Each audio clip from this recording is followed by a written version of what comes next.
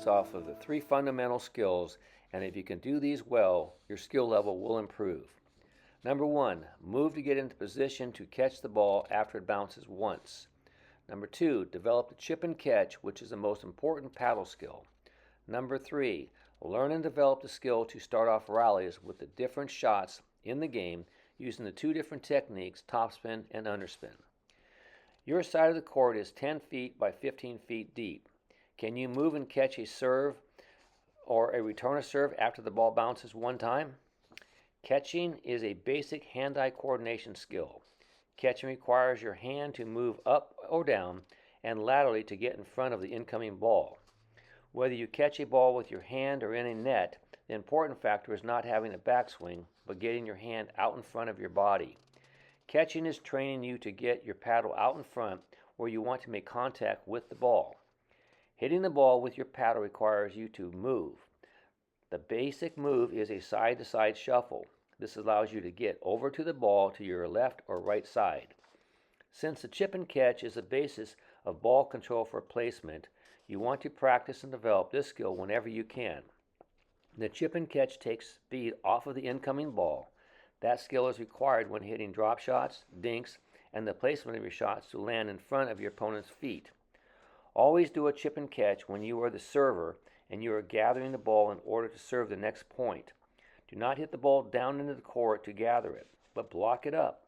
This will develop the skill of always getting your paddle in front of the incoming ball and hitting it up softly, which is the key to getting your shots to go up and over the net.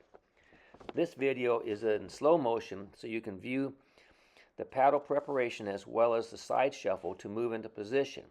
It is best to get your paddle face flat to the incoming ball. You in essence are making your paddle face to be a small wall that will block the ball up for the chip and catch or hit the ball back forward to get the ball back over the net. A dink is the same motion, but aligning your paddle face to block the ball up and forward to get it over the net. The third skill in this video is starting off a rally.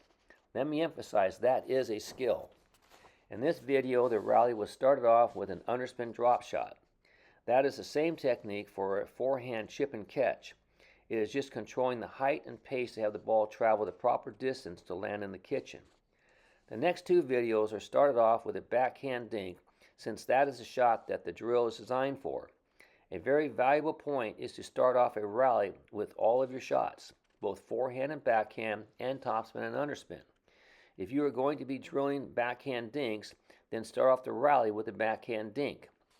This video is showing the backhand underspin technique, returning a serve, a volley, and a half volley.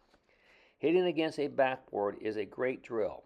The wall never misses, and if you make your paddle like a mini wall with the paddle face flat and pointed at the wall, you will never miss. This video is a drill of a backhand underspin drive against a partner hitting volleys. The player back should play inside the baseline to guard against volleys hit short.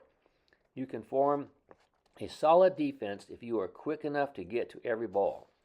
The same technique can block a ball high into the air to hit a lob.